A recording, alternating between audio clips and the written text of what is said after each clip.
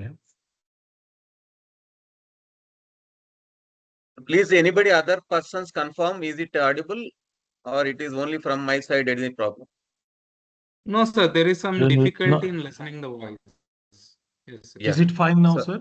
Is it fine now? Is it Okay, fine? sir. Okay, Am I sir. audible? Okay, sir. Yes, sir. Now Okay, it is sir. audible. Okay. Thank you Yeah. Please, for sir. confirming. Please continue. So today's session, today's entire topics, that is various topics are there. The first thing is network related forensics. Then next comes the cloud forensics, and then next comes the mobile phone related forensics, and then the embedded system and IoT related forensics, and then some challenges. So this is how the topics are arranged. So I think already my dear friend Mr. Babu Subramani has given some basic to advanced understanding, um, so I think my voice is okay, or anything problem is there? Yes, sir. Participants are asking that voice is very low, sir. One moment, sir. Is it now fine, sir? Yeah, it is better, sir. It is better. Okay, fine. Okay. Yeah. So coming to the, I think my friend Mr. Babu Subramani has given the base for this digital forensics. What is digital forensics and the processes and procedures involved in digital forensics, and the NIST guidelines and other digital forensic related guidelines, all those things. And now all these particular topics are advanced level, and as Indranil was mentioning, with respect to practical demonstration, it may not be possible because just a moment, echo is coming.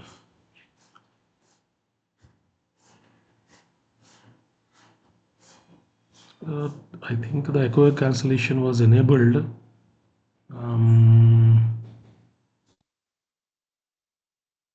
See, now it is. Hello. Sir, when with this confirm do the audio now with this? Is it clear? Hello.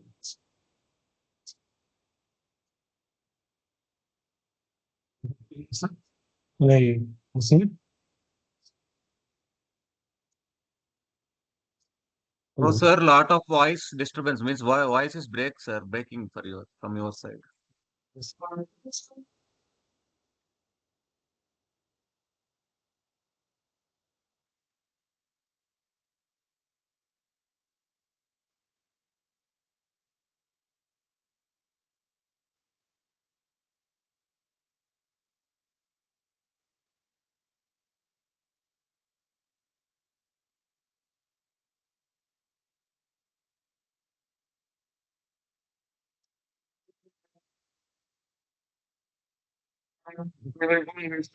My wireless device to the wireless device. So wired devices go to the which is going to this that is the voice is fine.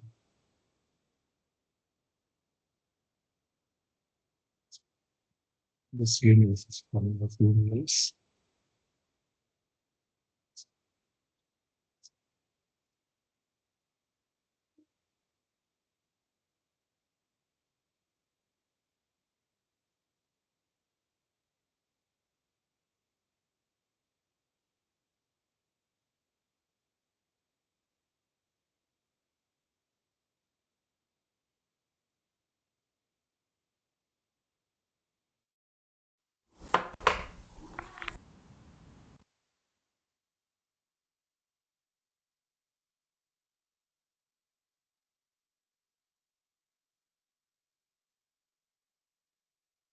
Am I now audible, sir? Is it fine now? Yes, sir. It is fine, sir. Now you can continue. Yeah, okay. Thank you very much for confirming. So the wired one worked now. So in short, four topics are there: network related forensics, and then the cloud related incident response and forensics, and then the mobile phone related forensics, then the embedded system related forensics. Of course, I think the cloud forensics is an extrapolation of network forensics, and then the embedded system forensics is an extrapolation of the mobile device forensics. In short, what we treat in our field. Okay, so just give me a second. I will share my screen.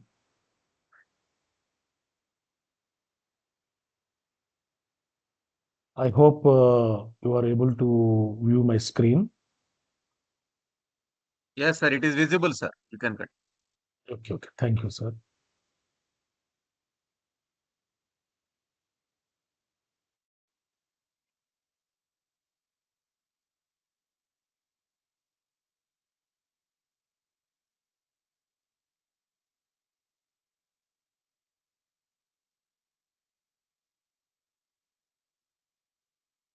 Okay. So the first topic out of all these four is network-related forensics. So coming to the network-related forensics, the two agenda points will be there. There is the foundations of network data analysis, and then the three pillars for network forensics. That is, one thing is packets and the capture of the packets, and then the net flow related data capturing and analysis, and then the logs. Out of all these three, to be is the most preferred one will be log analysis. The other two things, that is the packet analysis and net flow analysis, are having limited scope in the practical or day-to-day incident response and digital forensic process or security operations. Okay. So why I will tell you as we go further. Coming to the a guide to network forensics. The network forensics mostly focuses, of course, not only the network forensics, any digital forensics, if you take, there are four stages are there: collection, preservation, analysis, and reporting. So similarly, network forensics also, we will be focusing on collection. Um, that is the essential components of the modern digital forensics or investigations. And we will start with foundations of traditional network forensics.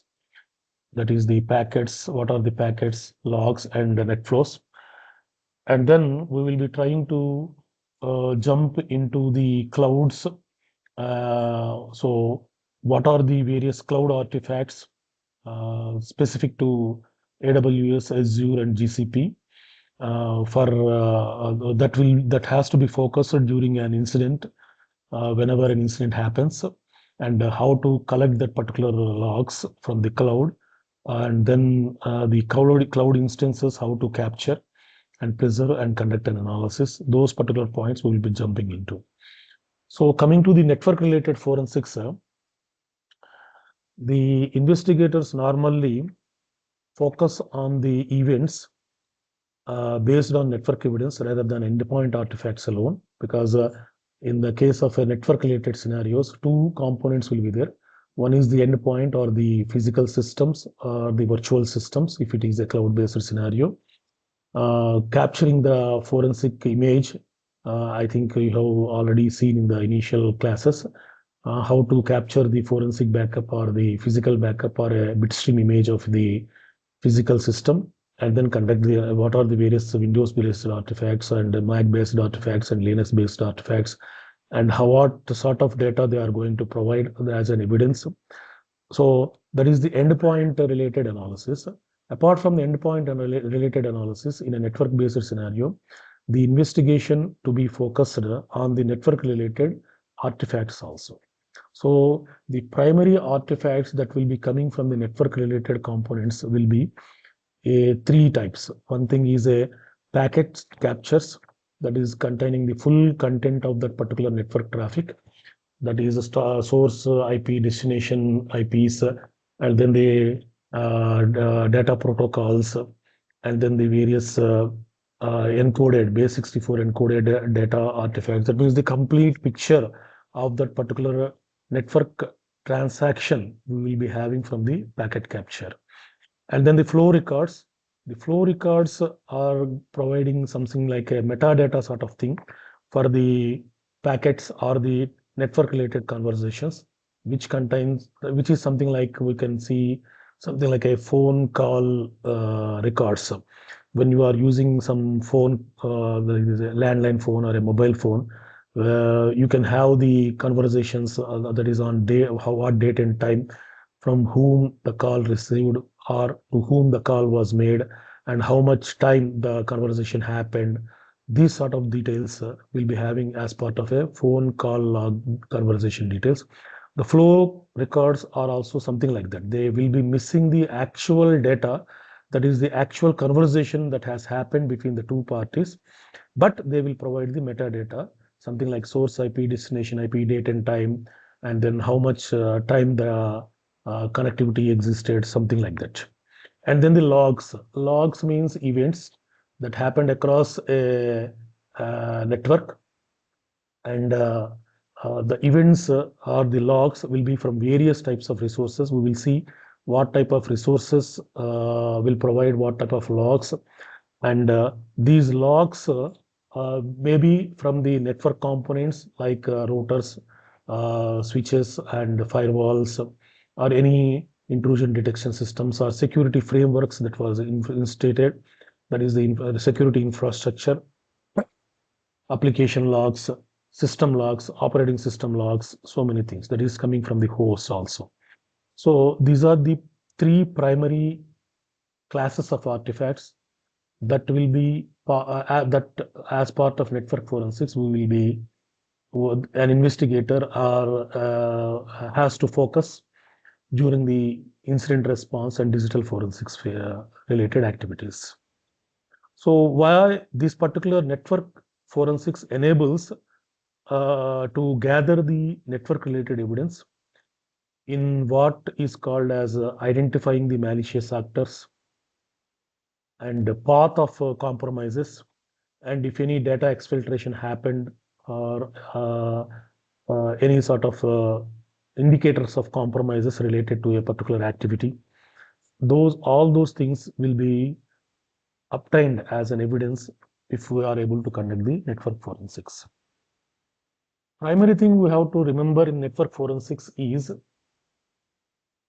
before an incident happens, before an attack happens, incident in the sense any type of attack, incident means an unusual event that happens. Before the event happens, before the incident happens, the logs should be in place. That means the logging of various activities should be enabled. Otherwise, what happens is the investigation is collapsed because the required logs will not be available aftermath, that is after an incident, and no evidence will be, evidence of an incident will be able to be obtained from that particular logs. So the primary thing in network forensics, particularly in the case of flow records and logs, is that the flow logs and then the other logs should be enabled and configured properly, and they have to be preserved or stored offline or online. Then only after an incident occurs, then we can have that particular logs already enabled, because they are already enabled and configured. From that particular logs, we will be having we can able to conduct a forensic analysis and address various types of who is responsible for that incident, what is the root cause of that particular incident, how that particular incident happened, and then when the incident happened. All those particular questions we will be able to answer. Otherwise, if they are not enabled before the incident happens, it is a drastic challenge in conducting the network forensics.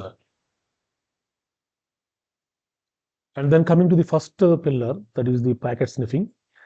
What actually is packet sniffing means? Capturing the raw byte for byte data that is traversing over a network, and that particular data will be captured by keeping the NIC card in a promiscuous mode, so that the data which is not related to that particular network also can be captured. Not only that, but the data related to that NIC card, but all the other data artifacts also can be captured if we are placing it in a promiscuous mode. I think these most I don't think much of the things should not are not needed for explanation. And then over a switched networks, which may be requiring span or mirroring port or network tap, we can see these particular 2 points. What are the advantages of network tap, and what are the disadvantages, and then what are the advantages of span or mirroring port, and then what are the disadvantages also, while capturing the packets or sniffing the packets. That we will see in the next few minutes. And then what is the forensic value of this particular packet captures? It is an immutable ground truth, and it is a recording, that is byte for byte recording of everything that crossed that particular wire or wireless, whatever may be. And it is the source of for the digital forensics in maximum packets, or it did not happen. That means the packets will provide a more sophisticated data or more elaborative data in identifying something has happened or something has not happened. Basically, forensically, if you see, its value lies in the reconstruction, and we can literally carve the files, emails, and most importantly, the usernames and passwords in clear text formats from the PCAP files. But if you see, when you see the drawbacks for this particular PCAP files, we require a large, massive data sources for storing this particular PCAP file. That is the first challenge, because if the investigation methodology is relying on PCAP files, then for storing the collected PCAP files, we require a large storage capability devices. That is the first challenge. The second challenge is the latest encryption technology, that is the packet captures. When they are being done, the data, whatever has been captured, will be existing in a complete encryption format. In that particular scenario, decryption of that particular packets is the biggest challenge. So these are the two drawbacks for packet related analysis. And then we all know what are the tools for capturing the PCAP files. That is the Wireshark, very, very popular tool, and a GUI based tool with a lot of modules and possibilities. And then the other two tools, basically they are command line, all of you know, TCP dump and T-Shark. So these are the tools that can be used for packet capturing. Then coming to some other fundamentals of packet sniffing, it captures the raw network frames or packets from a physical and virtual networks. Actually, the packet captures will occur over the layer at 2 and 3 of the OSI model, and network internet cards should be kept in promiscuous mode to receive the traffic, not only related to them, but also the entire traffic which is passing through that particular NIC card. And then the packet capture files uses PCAP or PCAP next generation formats for storing and analysis. And then normally, I think as part of your curriculum, you might have learned what a packet will be containing. That is the capture interface and review can be done in HTTP mode. And inside the packets, you can see the authorization, that is basic headers that contain the base 64 encoded credentials for domain accounts, and this will confirm that the credentials which are present in the plain text format, who are the users that were authorized to communicate with respect to that particular transaction. And then we can see other account details, and then the data which is in the base64 encoded format. So these are some of the fundamentals of PCAP files. And then there are various capturing points are there, perimeter capturing, and then which happens at the firewall, edge firewalls or routers, where the inbound and outbound traffics can be monitored, and the packets can be captured. You can keep the tabs or mirroring ports, that is through that particular methodologies, we can capture the packets at the perimeter level. And then there are internal captures are there, that is span and then the tap models, which on core switches we can implement, and then we can observe the east-west traffics, inbound and outbound traffics between the internal segments, and then we can capture the packets. Here, tap is more preferred one than span, because in span, in tapping, a mirroring of the entire packets can be possible, and that can be sent to the analyst or the analyst platforms. Whereas in span, we know that some of the packets can be dropped basing on the parameters or the configurations. So all the packets cannot be captured depending on the configuration, and then only some selected packets can be captured, and they can be sent to the analyst missions for analysis. So keeping in view these two differences, we have to choose what type of methodology we can adopt, either the span or a mirroring port or a tap type of scenarios. And then host-based capturings, that is depending on the critical servers, we can deploy the capturing agents on the critical servers, and then we can capture the packets targeting to that particular critical servers. And then we can focus on that particular traffic and then analyze the packets with respect to any malicious events. And in the cloud environments, we can enable virtual private cloud traffic monitoring, or a host-based agents over the cloud instances we can install, like in host-based capture, and we can capture the packets for further analysis. And then coming to the strategy of capturing and applying filters, there are various types of filters we can configure. That is capture filters, or display filters, or ring buffers, or time synchronization based filters also we can apply. So what is the advantage of this particular filters is, in case of capture filters, that will reduce the data that can be collected. This can be achieved by using the BPF, that is the Berkeley packet filter expressions. Some of the expressions or filters are host sundown sundown. This is a filter which captures all packets to and from the host sundown.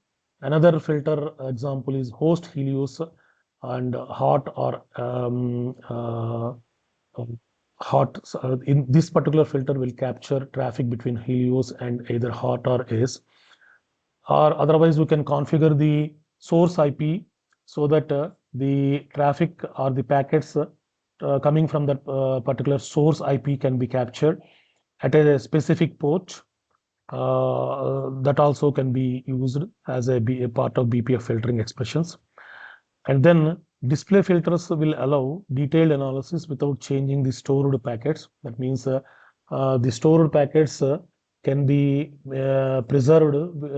That is, the veracity or integrity of the stored packets can be preserved by applying the display filters.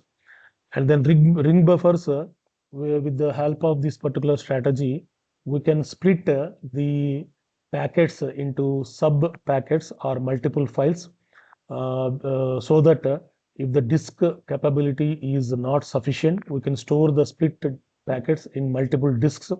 As you can see in the imaging process, disk imaging process, We can split the disk image files into 4 GB or 2 GB sort of thing, and we can store those particular files, multiple files in different CDs or DVDs, and then we can reconstruct that particular entire data once they are subjected for during the analysis, once they are subjected for a forensic tool. Similar way, here also the packets can be split if they are prolonged or the size is very high. And then time synchronization across various capturing points keeps the timelines consistent, because the if there are any discrepancies in the timelines, the incidents or the activities that happened during an incident, it becomes very difficult to synchronize the particular data, and then it will be difficult to identify what happened initially and what happened at the next moment if the packets are coming from various resources. So these are the various strategies and filters that has to be used while capturing the packets. Coming to the limitations and risks, as I have mentioned 2 points. The first thing is the size, data size that needs to be preserved locally with respect to the packets captured. That is the first thing. The second point already I have told, that is the encryption protocols that will be used to encrypt the data that is flowing across the network. That is point-to-point encryptions is the some of the examples. And then the other challenges or limitations are legal and privacy requirements, because when you want to capture, the capture contains the entire transaction data, not only the metadata, and that may be containing sometimes the personal related information, and which will attract legal challenges under DPDP Act. So organizations have to be very cautious while capturing the packets inbound and outbound. So that is the legal challenges. And then if the capturing points are misconfigured, something like in a span sessions or overloaded capture interfaces, they will drop the packets and create some gaps by removing critical artifacts in the complete in getting the complete evidence, or in getting a overall picture or complete picture of that particular scenario, what has happened. Due to the gaps, we will be missing a lot of information. So these are some of the limitations with respect to the packet captures. And coming to the next one, that is NetFlow. It is actually, as I have told you, it is a phone bill type of thing that contains it provides mostly the metadata, and it is the also called as metadata of the network. And as I have already mentioned, it is something like a phone bill analogy. It gives the metadata, that is the source IP and destination IP, source port, destination port, and what protocol has been used. And the main benefit of this particular NetFlow is the instead of capturing the full packet for months and keeping the limitations of data size and other things with respect to packet capturing, we can afford to store NetFlow for months or even for years. So this particular long-term loopback is the primary advantage of this particular NetFlow, and it provides the primary forensic value for this particular NetFlow.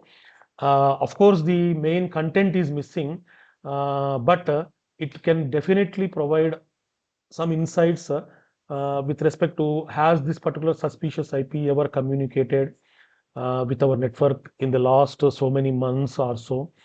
And then we can have an investigation value that is low and slow, and for related to advanced persistent threats, because APIs mostly will be relying or staying in the network for prolonged time, and they will be awaiting for some sort of a triggering point so that the attack is leveraged or attack is initiated. So in that particular scenarios, wherein prolonged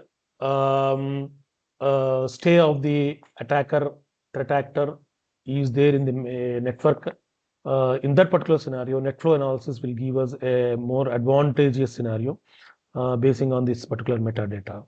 And coming to a small more details or overview of this particular net flow and flow records, these flow technologies they were introduced to have the flow-based telemetry as a middle ground between the packets and logs, that is the system logs or the event logs. And this particular flow records or the net flow records can be defined in such a way that they are a set of packets with some metadata components, as we have mentioned, destination IP, source IP, and addresses, ports, protocols. And these particular records will provide a unidirectional sequence of packets sharing the key properties, as we have mentioned just now. And these net flows can be obtained, records can be obtained from the routers, switches, and firewalls, and virtual disk that send the records to the software components, that is called as collectors. So this is a small overview of the net flow records. So they lie in between the logs and the pocket captures and provide middleware details as an evidential value, and they will be having more prolonged logs for review and analysis purpose. And as we have seen, the fields, that is the primary artifacts that will be arising, or we can get as an evidence from the net flow logs, are classified into four categories, that is core fields, counters, timing, and additional indicators. The core fields contain the source and destination IPs and the ports and the protocol, that is TCP or UDP protocol sort of things. And then the counters will contain how many packets have been exchanged and how much of data in bytes has been exchanged during the conversation. Of course, the actual data bytes will actual file contents or the data contents will not be available, but the count can be we can have. Basing on that particular count, we can have some sort of an idea that if any data exfiltration has occurred or otherwise during that particular connectivity or the transaction, if any huge number of bytes transactions happens, then we can shift to other avenues of evidence like system logs. That is in the case of Windows, that is system resource usage management logs, that is SRUM logs, to see how much of data has been exchanged over a period of time, and then what type of files are part of that particular thing by analyzing the link files and other artifacts. So secondary evidence materials or artifacts we can go once the data exfiltration related attack scenario is there, basing on this byte count and pocket count from the network flow logs. And then the timing also, when the connectivity or transaction started, when it was ended, what is the duration of that particular transaction, that also we can have from the net flow logs. And then other additional indicators are related to the data related to the interface, whether it is a Wi-Fi or wireless interface, wired interface, and then autonomous system numbers like system identifiers, like serial numbers or the TCP flags. These particular data fields we can get as part of the metadata in the network flow logs. So these fields will provide crucial evidence for initiating additional investigations or additional digital forensic tasks. So coming to the forensic use cases for this network flow, from the network flow logs, we can have scanning and reconnaissance, whether such type of activities are happening over the network, and any distributed denial of service related traffic is there, that we can identify from the network flow logs.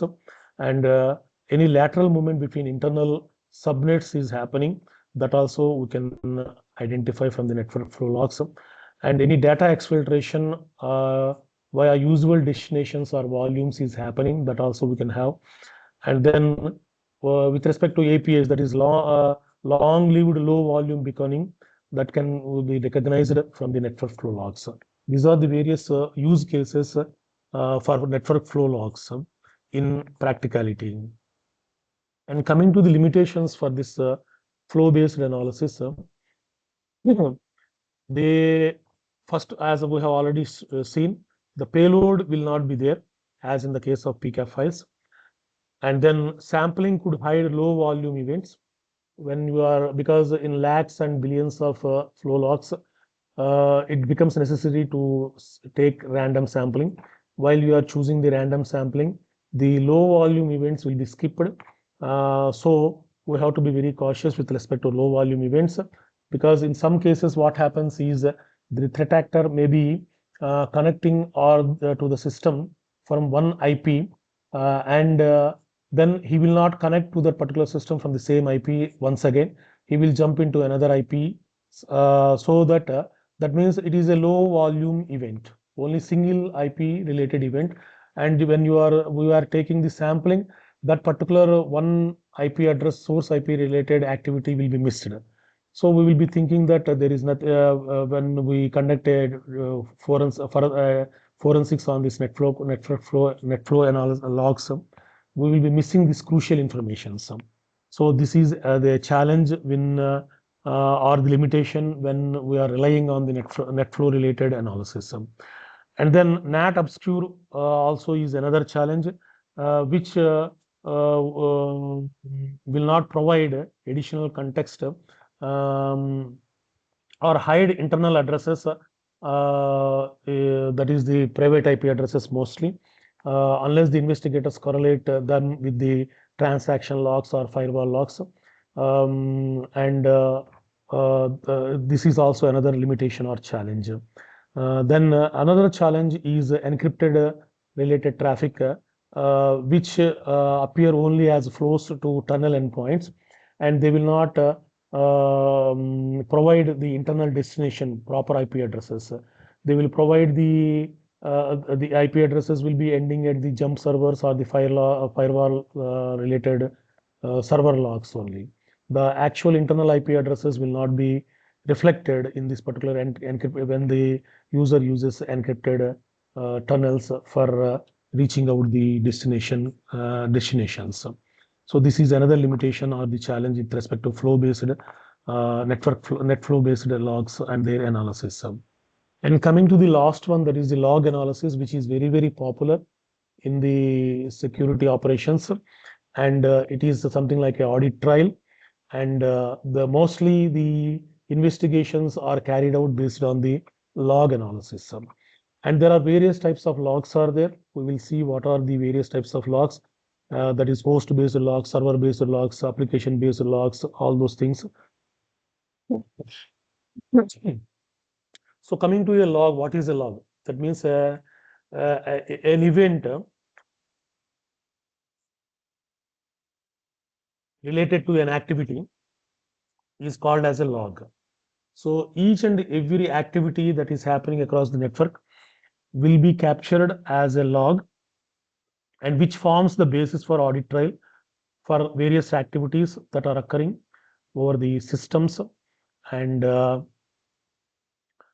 they will be providing us more insight into what has happened, when they have happened, whether the activity is a true positive activity or false positive activity, something like that.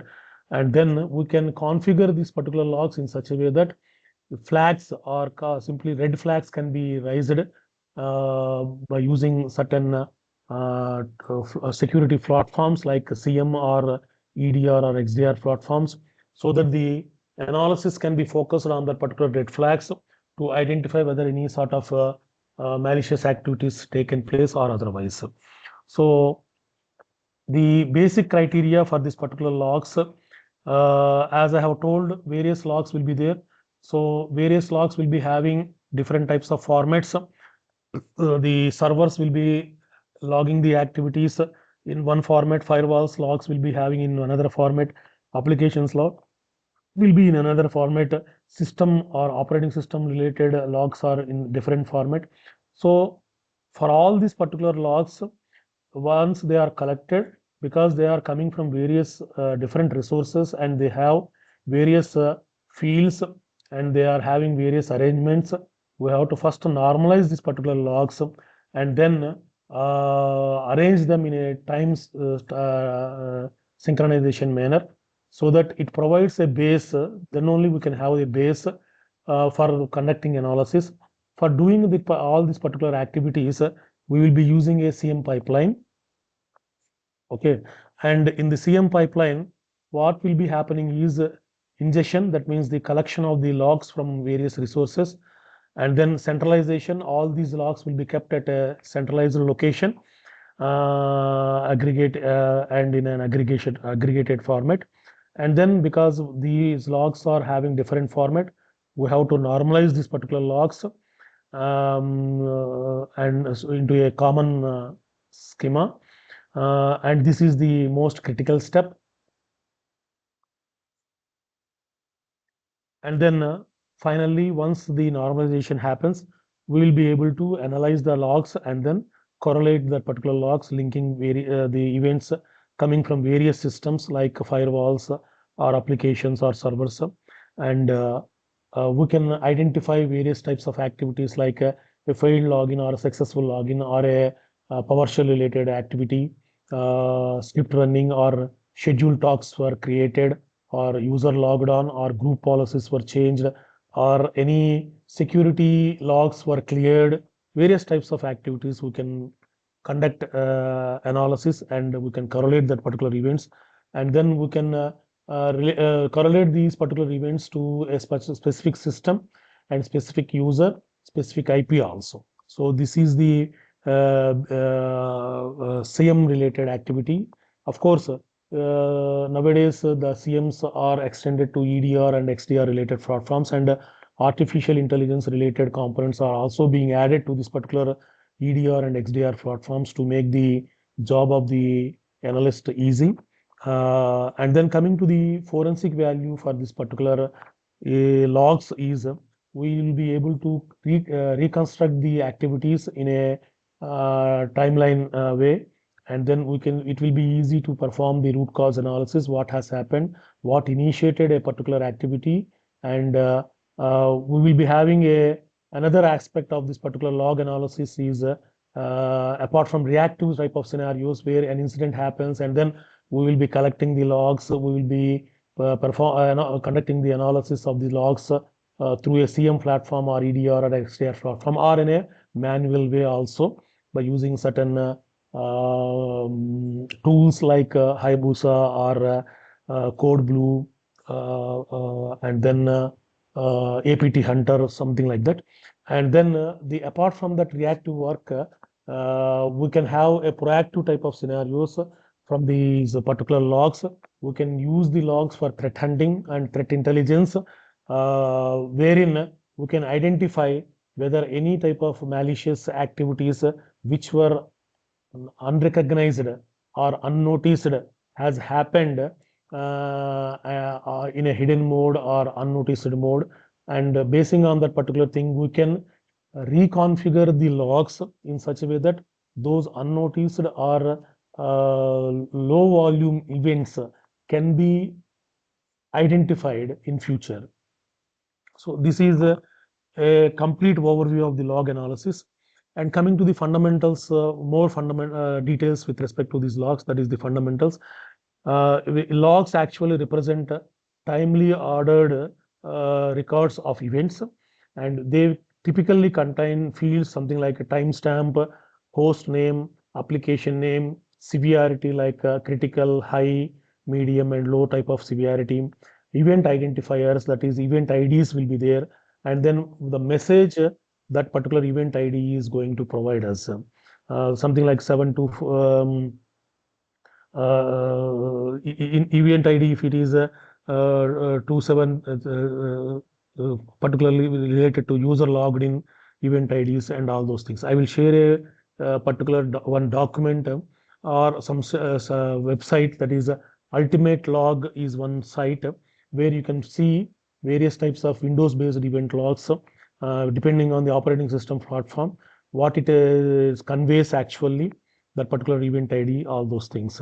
So that gives an user some sort of insight with respect to identifying various types of event IDs.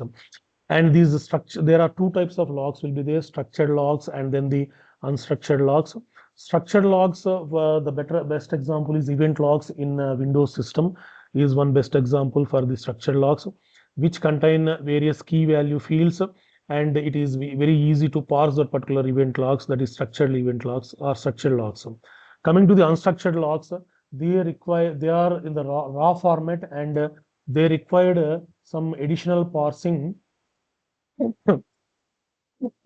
like extracting the key identifiers like time stamping, and then event ID name, host names, or the user names, or the application details, and then the messages. These things require some additional parsing that can be performed using manual procedures through Excel, that is spreadsheets, or you can use the CM platforms for automating this particular thing, that is for additional parsing from the unstructured raw logs. People can use both the things. So these are some of the fundamentals for related to logs. And coming to the key log sources, as I have mentioned, logs will be from various sources: host-based logs, that is operating system logs, application logs, web server logs, security logs, USB related logs, USB device related logs. All these comes from the host-based logs. And then security controls like firewalls are there, intrusion detection systems are there, prevention systems are there, endpoint security logs are there. All these are coming from the security controls, or the security platforms that are deployed across the network. And then infrastructure related logs, that is coming from the email server logs, or email gateway logs, or proxy system logs, and then DNS logs or DHCP logs. All these are coming from the infrastructure. And identity, that is IAM logs, directory service log, that is Azure AD logs, and cloud-based identity logs like cloud trial logs. We will be seeing these logs in the cloud forensics, and access management logs. All these are coming from the identity logs. So these are various logs that we will be coming across in the process of conducting log forensics as part of a network forensics. And mostly, please remember, the packet capture logs and net flow logs are not that used in practical scenarios. Mostly the logs, that is host logs and security control logs, infrastructure and identity logs. These are the major things that will be focused during the incident response and digital forensic process as part of reactive engagements, reactive workflows, or proactive workflows like threat hunting or threat intelligence. So that's why the understanding the logs, and then understanding the platforms, that is CM platforms or EDR or XDR platforms that are deployed, because there are various types of security platforms with respect to these particular logs are there. Open source like Wazoo is one open source platform. Splunk is another open source platform. Of course, I think Splunk nowadays they have made it into commercial one. I think even community one is still existing. And apart from that, commercial security platforms are there, CMs and EDRs, XDRs, something like Cyber Reason, CrowdStrike, Palo Alto, Cortex, and then Sentinel-1, Defender. There are various number types of commercial platforms are there, which provide aggregation, and then centralization, and then normalization of the logs, which provide the users a unified platform for conducting the analysis of this particular logs, basing on various parameters. So these are some concepts with respect to log and analysis. So comparatively, if you see PCAP file analysis, net flow analysis, and log analysis, basing on various metrics, data granularity is absolute. That means we are having the complete data that has been exchanged during the conversation. We will be having in PCAP files. In NetFlow, mostly we will be having metadata, that is high-level summary of the transaction. And then in logs, we'll be having a context of events that are that occurred during the transaction or the activity that will be there. And coming to the storage cost, in PCAP, it is extremely very high. That's why people will not go for PCAP. Only in the case of specific scenarios, PCAP files, something like um, live attack is happening, and in that particular scenario, still the attack is happening. In that particular scenario, PCAP files will be captured to analyze the malicious contents of that particular live attack scenario. So, wherein a lesser space is required and limited scope is available, that is limited time frame is available. And then for the net flow analysis related things, it is very low storage cost. So as I have told, for months or some 1 to 2 years also, we can have the metadata let for logs, and those can be used for understanding the activities that has happened over a period of years or so. And then in the case of logs, we can configure the logs in such a way that storage of the logs will be starting from a 30 days to some 1 year or 2 year or 3 years of logs, depending on the protocols or the policies defined within the organization. So log also provide a lot of visibility into the various activities over a period of months and years. Coming to the primary use cases, if we want to deep content for reconstruction of the events, then packet capture is the best one. And long-term anomaly detection, if you are looking for, then NetFlow logs are the best options. And if user and process related behavior is required, that much is required, then we can go for the log analysis. And coming to the impact of encryption, as we have seen in PCAP files, encryption is the biggest challenge, and the payload is unable to be read. And then in the NetFlow logs, it is very low. The metadata is almost unaffected. And in the case of logs, it is also very low, because the logs are generated before encryption happens. If once the encryption happens, then that is in the case of ransomware attacks. If the encryption is initiated, then it will be a biggest challenge with respect to logs. So these are the some of the comparative analysis with respect to PCAP, that is the three pillars of network forensics, that is PCAP file analysis, and then net flow analysis and the log analysis. So this is first portion of the entire session, that is network forensics. Here I am taking a little bit of break to see if any points are there for you to address. So for some 5 to 10 minutes.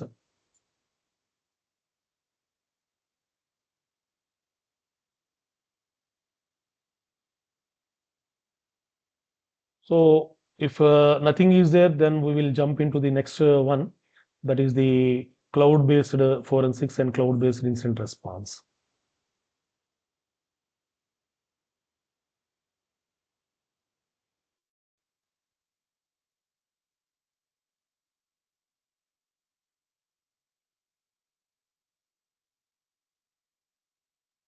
So coming to the cloud forensics, it is an extrapolation of network forensics in simple term. And cloud-based forensics involve various aspects of digital forensics. It includes network forensics. It includes disk forensics. It includes the forensics related to logs and other aspects. So in short, two things will be part of the cloud-based forensics, that is the network forensics and the disk forensics. So coming to the introduction to this cloud forensics, it is applying the concepts of digital forensics and the techniques of digital forensics to the evidence that is obtained or available in the cloud environments. So the focus for this particular cloud forensics will be technical investigation of cloud incidents. It does not include no legal and compliance content. So it is a general technical topic only. I'm not including the legal and compliance related content, because when it comes to legal and compliance related content, a lot of technical capabilities will be limited when we are conducting the cloud forensics. So I'm not going into that particular points. If anybody are interested, once the session on this one ends, we can discuss on the legal and compliance related challenges. So coming to the agenda for this session, we will be seeing going through a overview of cloud forensic concepts and some unique challenges in cloud, general methodology and common tools for cloud investigations, and platform specific forensics, OneDrive, Google Drive, Amazon Workspace, and then the Azure and GCP. And we will be seeing the different challenges across the various cloud-based platforms like infrastructure as a service, platform as a service, and software as a service. And then we will see the clouds, that is the platforms, AWS or Azure or GCP, whether they are providing any sort of support in conducting the forensics, and then some best practices for forensic readiness and useful tools we will be seeing.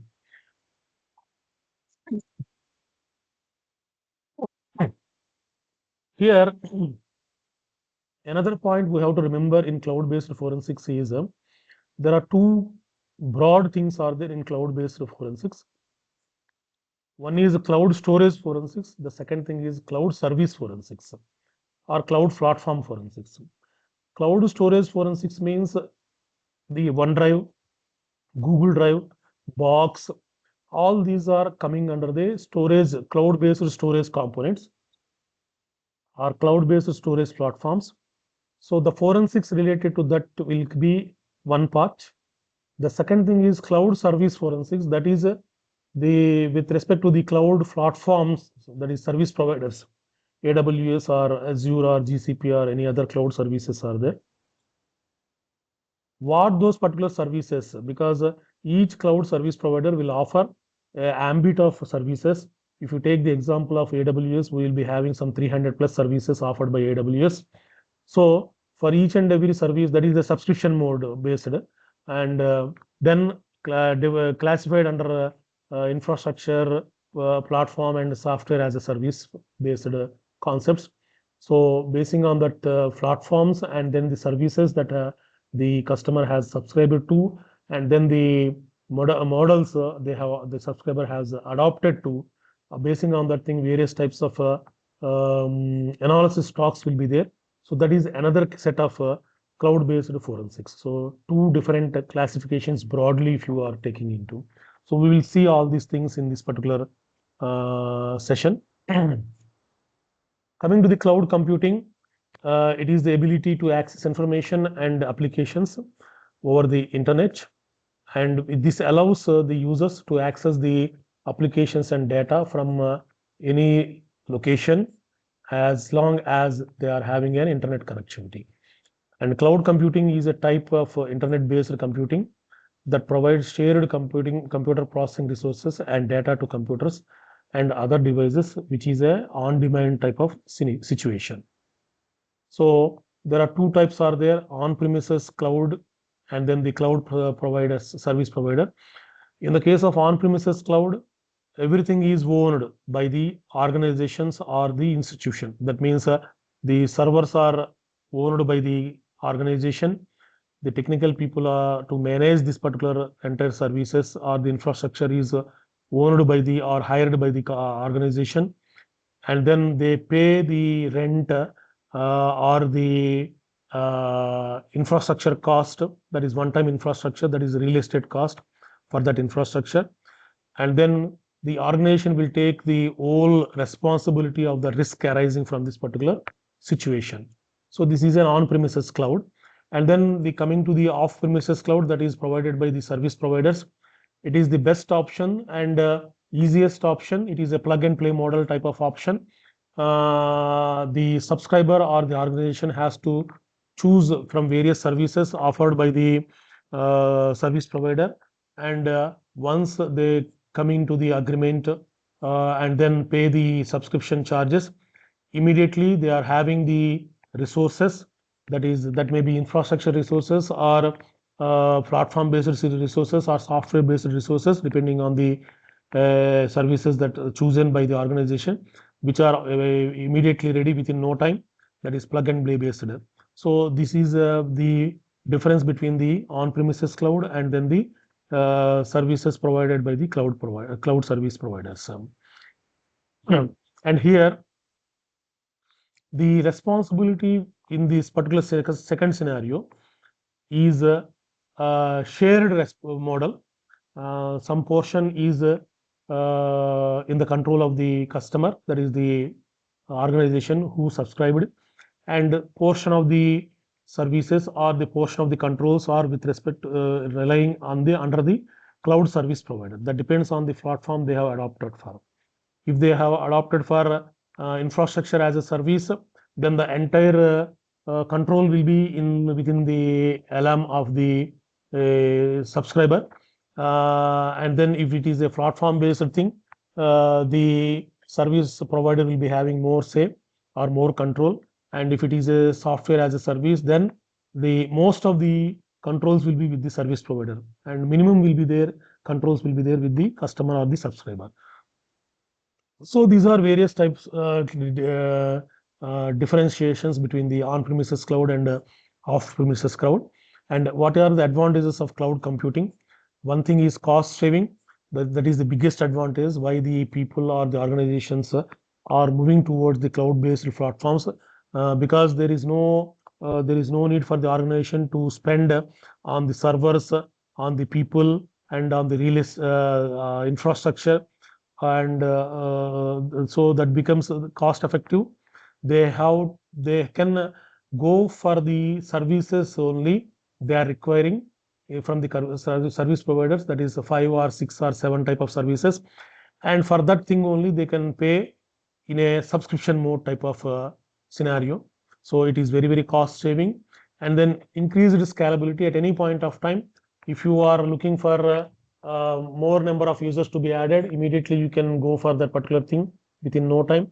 If more number of servers or the systems are required, that also can be done. That is, the scalability is the biggest advantage of the cloud service provider or cloud offline type of cloud computing.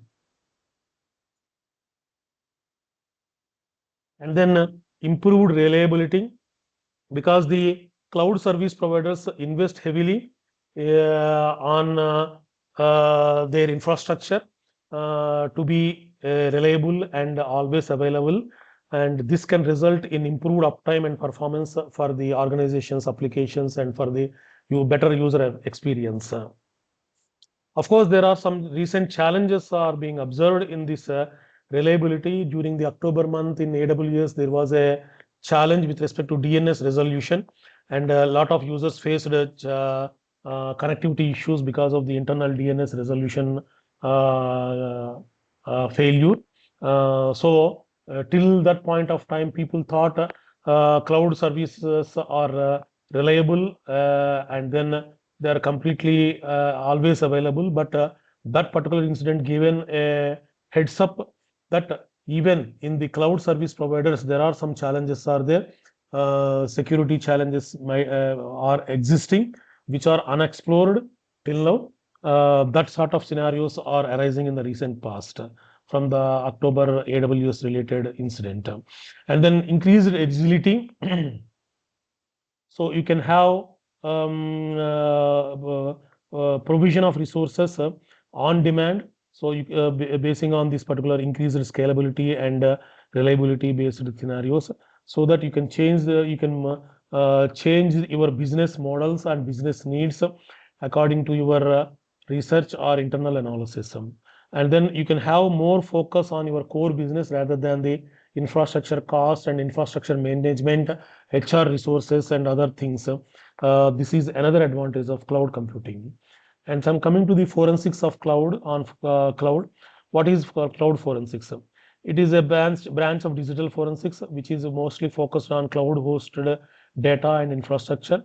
And it also involves the NIST 4 steps, that is collection, preservation, and analysis of the evidence from the cloud services, that include the logs, snapshots of the virtual machines or the cloud instances, etc. When a security incident happens. So what is the goal of this particular cloud forensics is to uncover if any attack is happening, with respect to timeline, that is when the incident happened or when the attack happened, what is the scope of the attack, what is the root cause of the particular attack. That is the goal for conducting the cloud forensics. And as I have told, it is an extrapolation of the traditional forensics to a more sophisticated, more elaborated, distributed and virtualized environment. So this is all together a part of the cloud forensics. So why the cloud forensics matters is the we have to understand the cloud breaches is key to mitigating damage and preventing recurrence. So basically, to any if any attack happens, the main goal of conducting or a forensic analysis is to understand what type of breach it is, what type of attack it is, and then what is the root cause for that particular attack. If any configurational challenges are there within the internal systems or the networks, or otherwise any vulnerabilities are existing in the applications that are being used or installed, and then any operating system related vulnerabilities are existing with our not identified or something like zero-day attack, something like that. So in all these cases, forensics is mattering. Similarly, that can be extrapolated to the cloud forensics also. And then it supports determining the scope of the attack, and then if any data has been accessed and the data has been exfiltered, and the attacker's motive, and then what type of actions the attacker has initiated or conducted over the cloud. These all to understand all these particular things, the conducting forensics over a cloud scenario is required.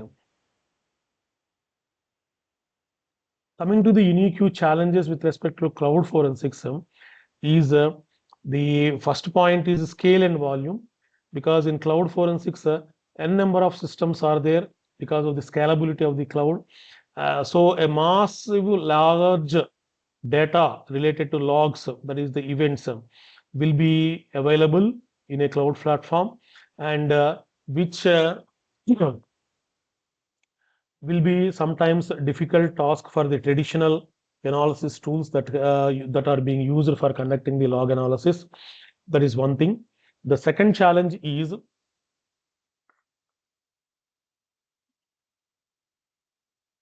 shared responsibility model.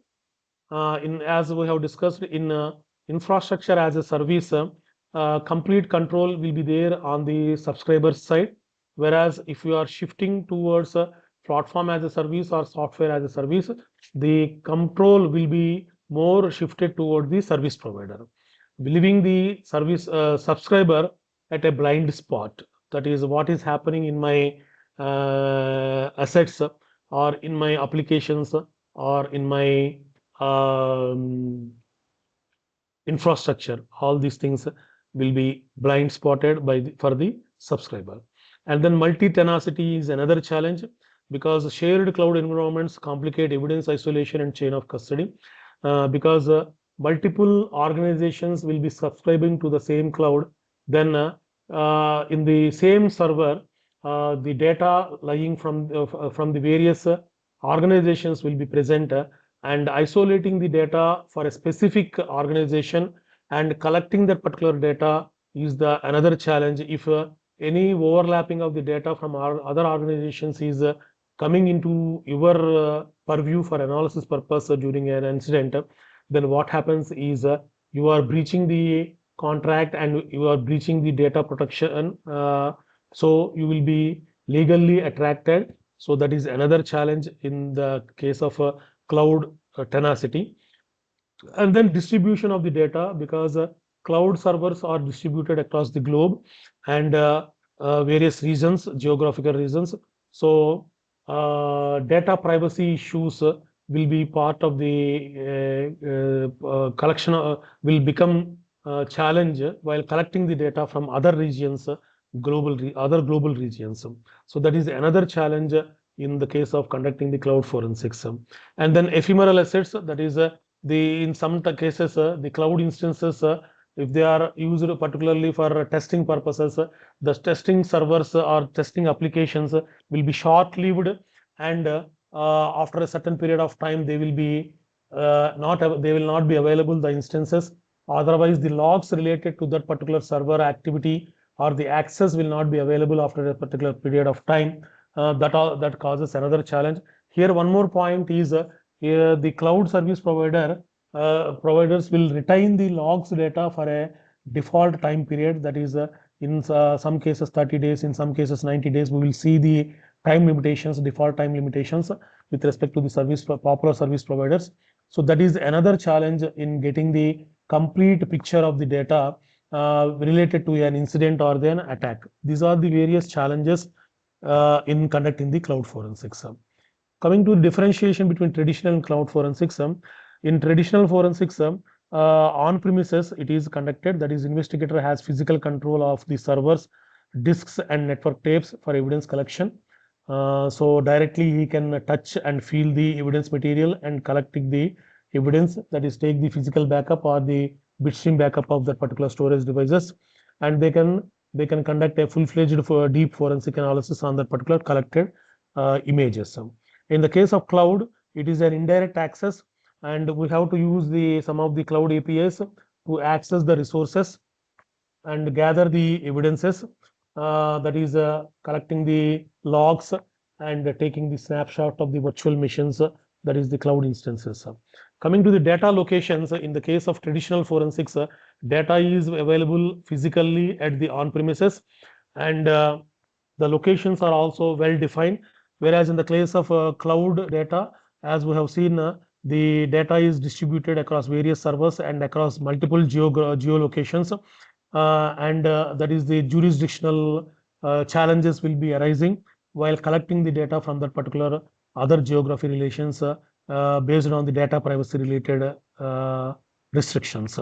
And then tools related things, if you see, the standard traditional forensic tools like FTK or NCASE or Magnetaxium or any other tools, as you have seen in the digital forensic procedures told by Babu Subramani.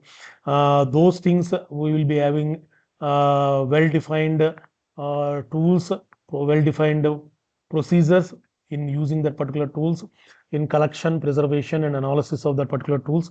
Whereas in the case of clouds, these tools directly cannot be used. We have to go in a way around. That means we have to adopt these particular tools to the cloud-based forensics, and the particular workflow diagrams are also not properly evolved or matured. So there are a lot of changes are there from time to time in adopting these particular traditional tools while dealing with cloud-based scenarios. And then the final differentiation is the shared responsibility model. In the case of traditional forensics, because the on-premises systems are fully under the control of the organization, there is no shared responsibility model is there. We are having complete access to the data, and we can take or capture that particular data and conduct the analysis. Whereas in the case of cloud, depending on the platform, that is infrastructure or platform as a service or the service software as a service, the data availability will be limited, and we have to rely basically on the service provider side and request those service provider side for various types of data artifacts to be provided for conducting the analysis. And there are also some challenges occur because of the time synchronization related issues, and then the scenarios like elastic clouds type of scenarios, the data limitations will be very, very challenging. So these are the differences between traditional and cloud forensics. And coming to the methodology of cloud forensics, mostly the flow will be as in the case of traditional DFIR, that is digital forensics incident response. First step will be data acquisition, identify and gather relevant cloud evidence quickly after an incident is being detected, and then examine the collected data forensically for signs of any malicious activity. Something like file changes, new accounts were created, new user accounts were created, with admin privileges or something like that, or Kerberos access is there, golden tickets compromise is there, or silver ticket compromise is there, or any suspicious activity from the user side, or suspicious activity towards malicious IP addresses is there, inbound or outbound. And then these everything should be conducted as part of the analysis. And then finally, we will be for putting the findings to reconstruct the incident timeline and scope of the incident or the attack, and then what is the root cause for that particular incident, that is who is responsible, what is the cause of this incident, and when this happened, why this has happened, all those things, and then report all these things as part of a report. So this is the same methodology used in the traditional DFIR, but only thing in the case of cloud-based forensics is the emphasis on speed and preparation of phase, because as we have seen, the data is in some cases will be lying for limited period, and the data is available across multiple sources, and then if the data is coming from multi-tenacity scenarios, then also we have to be very, very cautious. And the storage spaces in the case of elastic type of scenarios instances, the data is going to be lost, and then the logs in the clouds by default will be limited, available for limited days. So that is also another challenge. So speed and preparation is the biggest stress while conducting the cloud forensics. And the another thing is, as we have seen in the network forensics in the case of logs, if the cloud logs are not enabled properly, then we are going to miss the crucial evidence materials related to the findings like timelines and then the scope and other root causes. So configuring the logs is another challenge with respect to cloud forensics. In many instances, what happens is the subscribers or the organizations, when they are subscribing to the cloud services from to the service providers, to save the cost, because it is a subscription model, to save the cost, what they will be doing is they will be skipping the maintenance of the logs in the cloud for extended periods. First thing. The second thing is they will not opt for default log preservation also. So in these two cases, what have, if they have not opted for default preservation of the logs for a certain period, that is default time periods, in that case, zero logs are available, so no visibility with respect to the activity that has happened over the cloud related to an incident. So that is the biggest problem.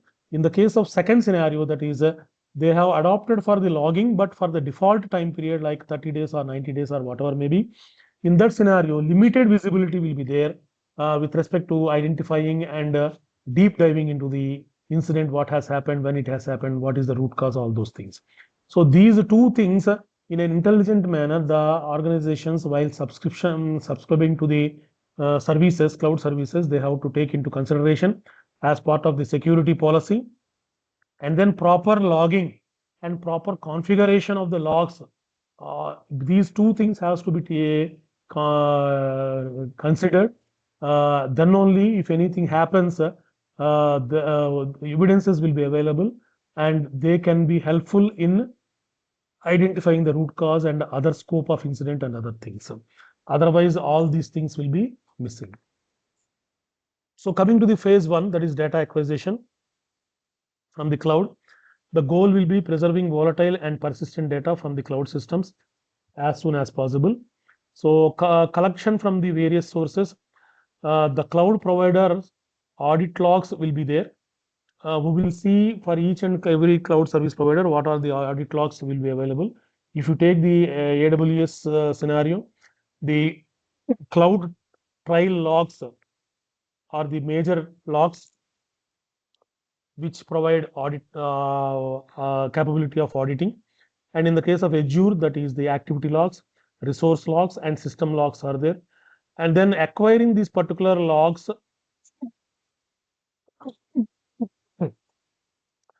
is one task. The second thing is acquiring the snapshots of the affected instances, that is the virtual machines, or the storage volumes to conduct the analysis. This is the second task. Two types of acquisition tasks will be there. One is the log acquisition, that is the audit logs. The second thing is the cloud instance log or the virtual machine related log capturing or the forensic bitstream imaging.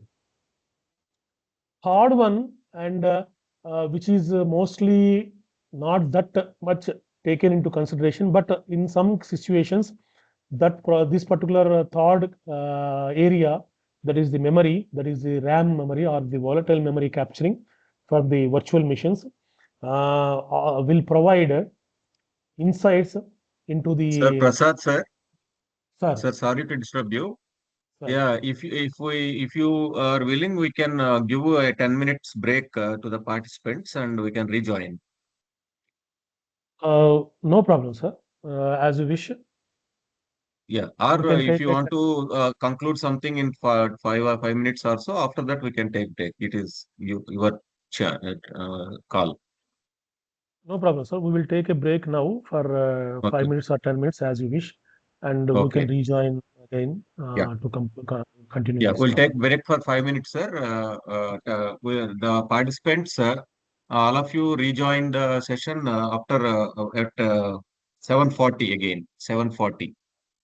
So I request all the participants have a break and rejoin at 7:40. Yes, sir. Okay, we'll join, sir. We'll join back at 7:40, sir.